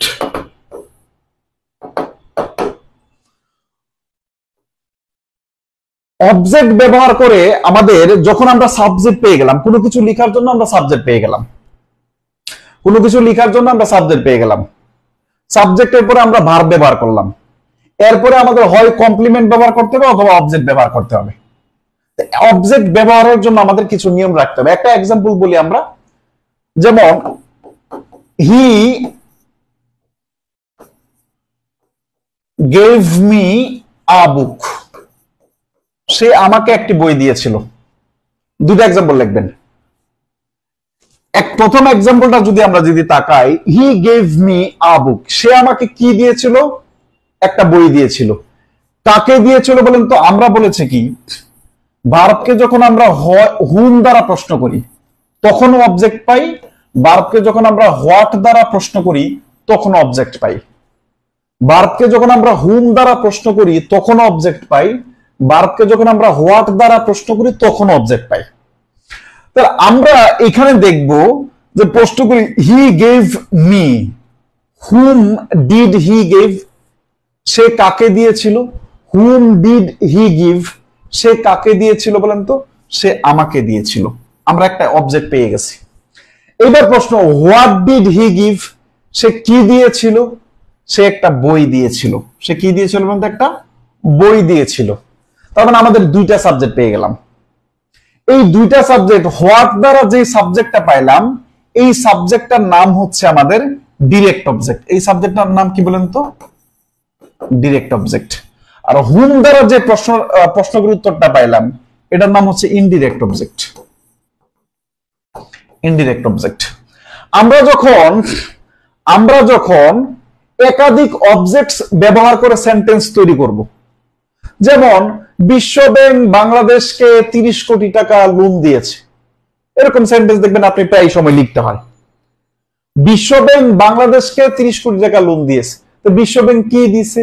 30 কোটি টাকা লোন দিছে। বিশ্ব ব্যাংক কাকে দিছে? বিশ্ব ব্যাংক বাংলাদেশকে দিছে। যখন একাধিক অবজেক্ট ব্যবহার করি, এই অবজেক্টটা সাবজেক্ট ভার্ব অবজেক্টের পরে এই স্ট্রাকচারটা আমাদের প্রচুর ব্যবহৃত হয়। আমরা পরবর্তী ক্লাসে আমাদের প্রথম সেগমেন্ট ভিত্তিক আলোচনা শুরু হবে, use of object for free hand writing and translation. Segment ভিত্তিক আলোচনা শুরু হবে এখান থেকে দেখাবো যে আমরা কত শত শত প্রশ্ন হচ্ছে আমাদের এই স্ট্রাকচার মেনটেন করে লিখতে হয় এবং ট্রান্সলেশনের ক্ষেত্রে কাজে লাগে। আমরা যদি এইরকম হয় কখনো, হি গেভ মি আ বুক, দেখেন তো দুইটা অবজেক্ট পাশাপাশি বসছে এবং এখানে আমাদের এই ইনডিরেক্ট অবজেক্ট আসছে এবং ডিরেক্ট অবজেক্ট আসছে। এদের মাঝখানে আমরা কোনো প্রিপোজিশন ব্যবহার করিনি, এটা মাথায় রাখতে হবে। এদের মাঝখানে কোনো প্রিপোজিশন ব্যবহার করা যায় না।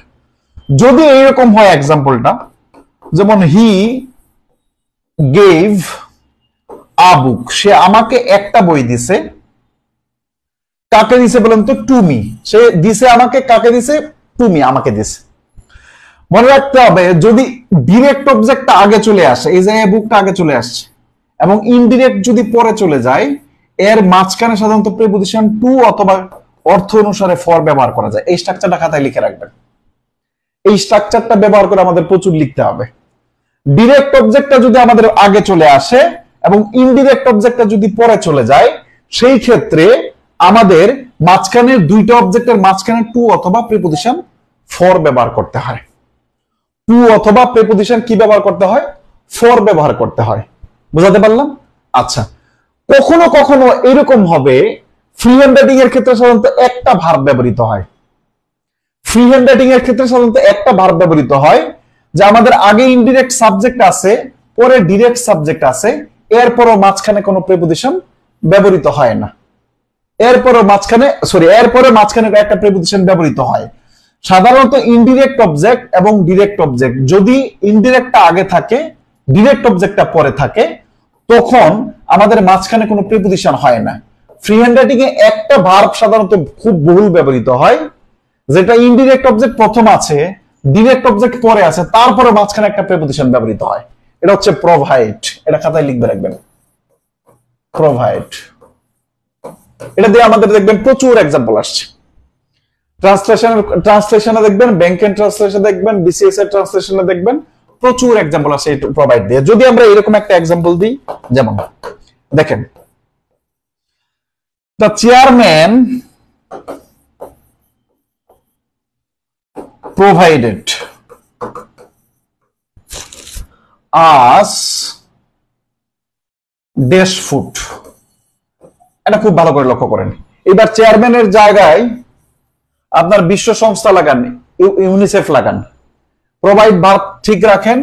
এবার এখানে ফিলিস্তিনি লাগান, ফিলিস্তিনি মানুষদের লাগান, এবং এইখানে আবার ত্রাণ সহায়তা লাগান, দেখবেন সেন্টেন্স সেম থাকবে। কিভাবে পরিবর্তন হয়ে যায়? দা চেয়ারম্যান প্রোভাইড, চেয়ারম্যান সরবরাহ করেছিল। কাকে সরবরাহ করেছিল বলেন তো? আমাদেরকে সরবরাহ করেছিল। এটা তো ইনডিরেক্ট অবজেক্ট। ইনডিরেক্ট অবজেক্ট কি সরবরাহ করেছিল বলেন তো? ফুড, খাদ্য সরবরাহ করেছিল। Direct object. ইনডিরেক্ট অবজেক্ট এবং ডিরেক্ট অবজেক্ট যদি এই সিকোয়েন্সটা মেনটেন হয়, ওই ক্ষেত্রে তো মাঝখানে কোনো প্রিপোজিশন হয় না সাধারণত, কিন্তু এই প্রোভাইড ভার্বের বেলায় উইথ ব্যবহৃত হয়। শুধু এটা লিখে রাখেন, প্রোভাইড ভার্বের বেলায় কি ব্যবহৃত হয় বলেন তো? উইথ ব্যবহৃত হয়। এটা যেন মাথায় থাকে। এতটুকু বেসিক দিয়ে আমরা আগামী ক্লাসটা সেন্টেন্সের উপর হবে ইনশাআল্লাহ। পরবর্তী ক্লাস থেকে এটা থেকে শুরু হবে, তখন যেন এটা কাজে। একটা ক্লাস যদি না বুঝেন তো পরবর্তী ক্লাস কিন্তু বুঝতে কষ্ট হয়ে যাবে। ক্লিয়ার? আমরা বলেছি ভার্বকে অবজেক্ট পাওয়া যায় ভার্বকে যখন আমরা কি অথবা কাকে দিয়ে প্রশ্ন করি। আমাদের এই একটা অবজেক্ট আমাদের প্রয়োজন হয় না লেখার ক্ষেত্রে, কিন্তু যদি আমরা একাধিক অবজেক্ট সেন্টেন্সকে বড় করতে চাই, সেক্ষেত্রে আমাদের একাধিক অবজেক্ট ব্যবহৃত হয়। সেন্টেন্সে যদি দুইটা অবজেক্ট থাকে, সেই ক্ষেত্রে আমাদের সাধারণত হুম দ্বারা প্রশ্ন করলে ওটাকে ইনডিরেক্ট অবজেক্ট বলে, এবং হোয়াট দ্বারা প্রশ্ন করলে সেটাকে ডিরেক্ট অবজেক্ট বলে। এবং সেন্টেন্সের সিকোয়েন্সটা হচ্ছে ইনডিরেক্ট অবজেক্টটা প্রথমে বসে, ডিরেক্ট অবজেক্টটা পরে বসে, এবং মাঝখানে কোনো প্রিপোজিশন বসে না। কিন্তু একটা ভার্ব আছে যেটা ফ্রি হ্যান্ড রাইটিং এবং ট্রান্সলেশনে খুব ব্যবহৃত হয়, যেটার পরে ইনডিরেক্ট অবজেক্ট, ডিরেক্ট অবজেক্ট এই দুইটা সিকোয়েন্স মেনটেন করা থাকলেও এদের মাঝখানে প্রিপোজিশন উইথ বসে। এতটুকু আলোচনা ক্লিয়ার কিনা ভাই? এতটুকু আলোচনা ক্লিয়ার? দ্রুত বলেন, এতটুকু আলোচনা ক্লিয়ার কিনা বলেন? এতটুকু আলোচনা ক্লিয়ার কিনা?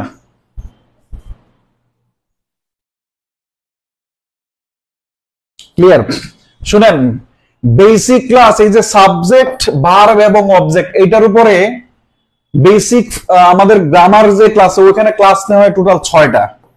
আর আপনাদের এতটুকু যেহেতু জানতে হবে এই বিষয়গুলো, এই 3টা জিনিস ছাড়া চলবেই না। এখানে যেমন ভার্ব থেকে আমাদের খুব অল্প একটু জিনিস আপনাদেরকে বলছি, অবজেক্ট সম্পর্কে অল্প একটু জিনিস বলছি, এবং সাবজেক্ট সম্পর্কে একটু কথা বলেছি। বুঝাতে পারলাম? সুতরাং এই বেসিকটুকু আপনার আছে বলে আমি বিশ্বাস করি, এবং এতটুকু আছে বলে আপনি ফ্রি হ্যান্ড রাইটিং এন্ড ট্রান্সলেশনে ভর্তি হয়েছেন।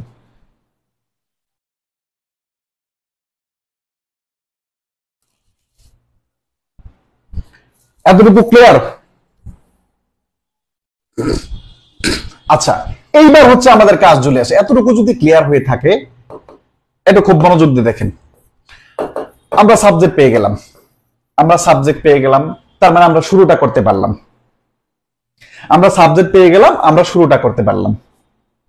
আমরা ভার্ব পেয়ে গেলাম, আমরা সাবজেক্টের পরে আরেকটা অংশ পেয়ে গেলাম, আমরা ভার্ব ব্যবহার করতে পারলাম।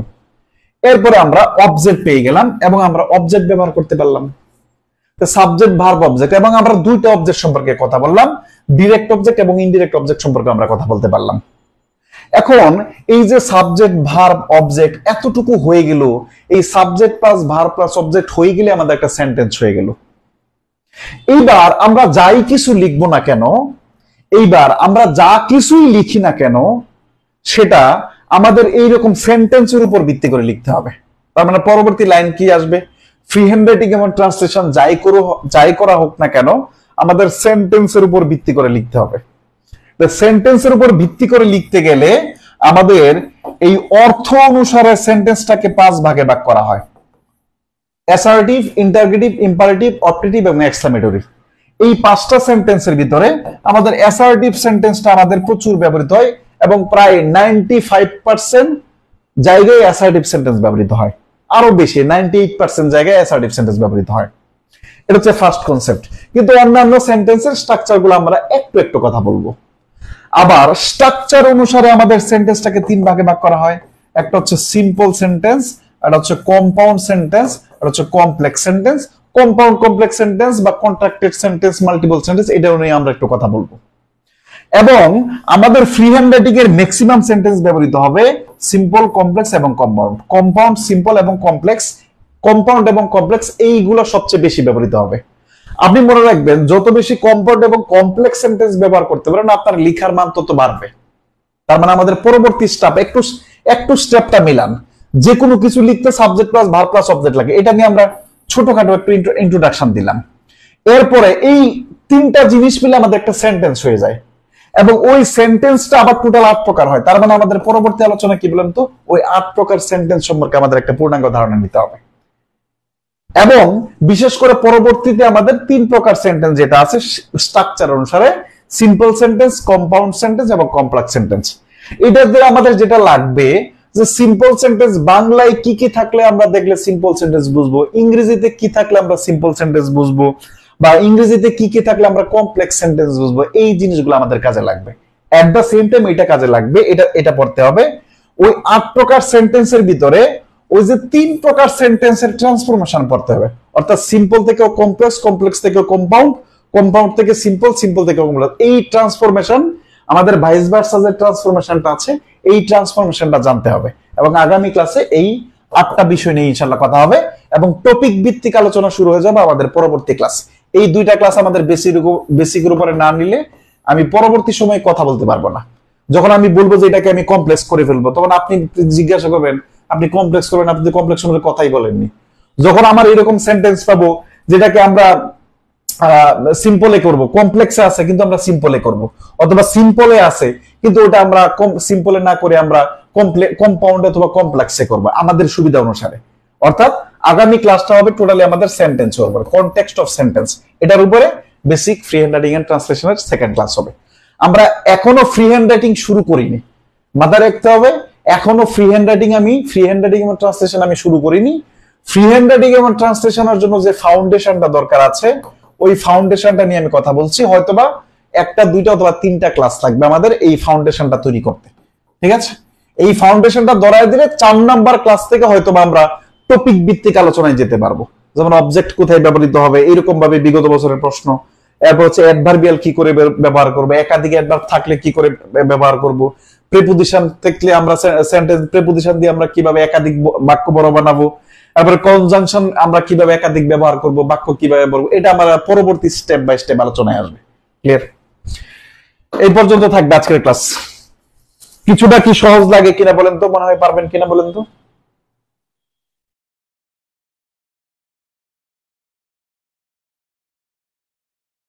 কি দিয়ে প্রশ্নগুলো সাবজেক্ট পাওয়া যায়? হ্যাঁ, কি দিয়ে প্রশ্নগুলো সাবজেক্ট পাওয়া যায়? কিছুটা কি সহজ লাগলো কিনা, ইয়েস অর নট একটু বলেন। কিছুটা কি ধরতে পারলেন কিনা আমার প্রশ্ন হচ্ছে। আপনার কাছে সহজ লাগার কোনো কথাই নেই। মুক্তিযুদ্ধ উদাহরণটা সাবজেক্ট আইডেন্টিফাইটা যদি আবার একটু বলতেন ভাই, মুক্তিযুদ্ধ ভিত্তিক। আচ্ছা, দেখা যাক।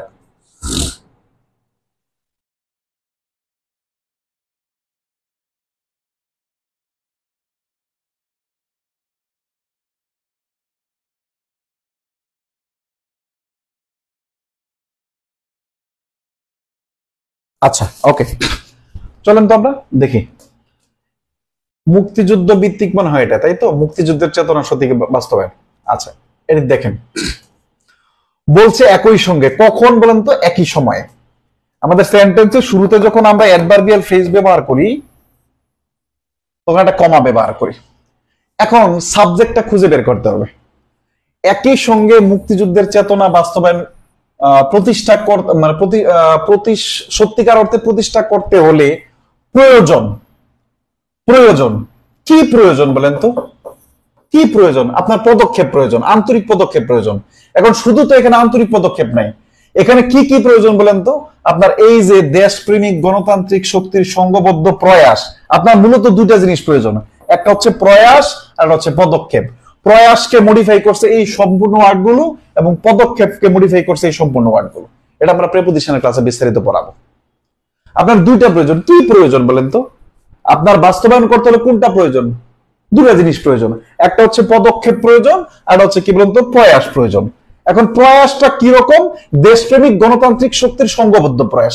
পদক্ষেপটা কেমন প্রয়োজন? রাষ্ট্রীয় ক্ষেত্রে আন্তরিক পদক্ষেপ প্রয়োজন। আমি বোঝাতে পারলাম? এই দুইটার কারণে ভার্বটা আর হওয়ার কথা, ভার্বটা আর দেয়নি। দুইটার কারণেই ভার্বটা দেখেন, আমাদের এই যে দুইটার কারণেই ভার্ব এখানে আর দেয়া আছে। আমি আশা করি ক্লিয়ার করতে পারলাম। কেমন?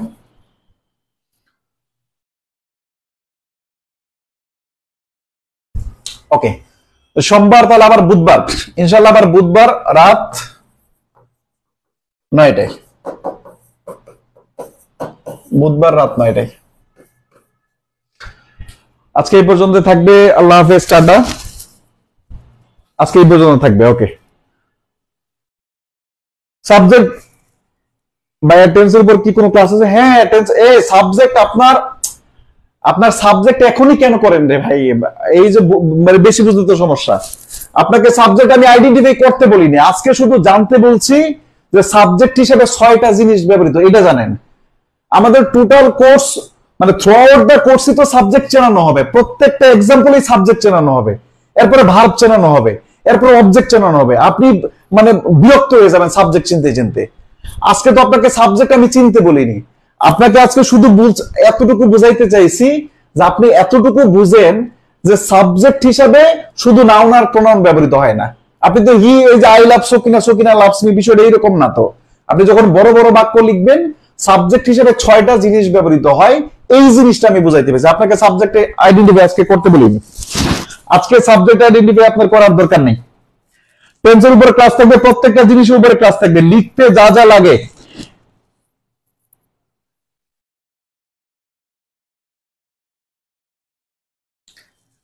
মানে আগামী 2টা ক্লাস, হয়তোবা 3টা ক্লাস শুধু আপনাকে পরিচয় করা দেয়া হবে যে এটা আপনার বউ লাগে, এটা আপনার শালি লাগে, এটা আপনার মানে আপনি ধরেন শ্বশুর বাড়িতে গেছেন, তা আপনি তো সবকিছু বুঝতে হবে, কে শালি, কে বউ, কে দুলাভাই, কে শাশুড়ি, বুঝতে হবে না?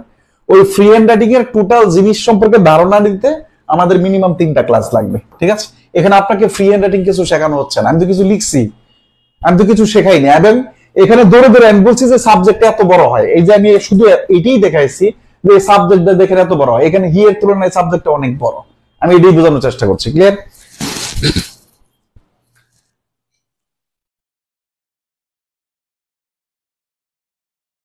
এক্স্যাক্টলি। আচ্ছা, ওকে, আজকে এই পর্যন্তই। গ্রুপে আজকে যেহেতু প্রথম ক্লাস, গ্রুপে ইনশাল্লাহ আমরা গ্রুপে বেসিক 1 ঘন্টার বা 1 ঘন্টায় অনেক বেশি। আচ্ছা, ক্লাস প্লিজ। ওকে, ওকে, আল্লাহ হাফেজ। শীত কবে পাবো? শীত পরে, শীত আগে ক্লাস করেন। আমি এটা দিয়ে দিব না, এটা এতটুকু দিয়ে দিব না ইনশাল্লাহ। ওকে, ঠিক আছে, থ্যাংক ইউ। গ্রুপে একটা পোস্ট করবে এখনই, ওটা ফিডব্যাক জানাবেন। আল্লাহ হাফেজ।